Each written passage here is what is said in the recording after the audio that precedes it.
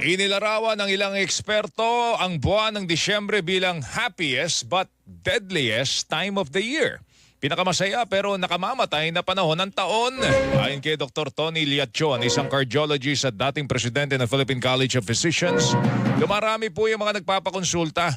Yung mga nao-ospital kapag Disyembre, lalo na tuwing holiday season, kung kaliwat kanan kung saan kaliwat kanan ng mga pagtitipon at handaan. Paalala po niya sa publiko, iwasan ang tinatawag na overindulgence o yung pagdami ho ng calorie intake ng isang tao at ang immobility na hindi nakabubuti sa kalusugan. Tumataas kasi ang kaso ng atake sa puso, stroke at diabetes sa ganitong panahon. Kasi ang December, yan ang pinaka-longest na season na ang pagkain ay tuloy-tuloy. Lalo na sa Pilipinas.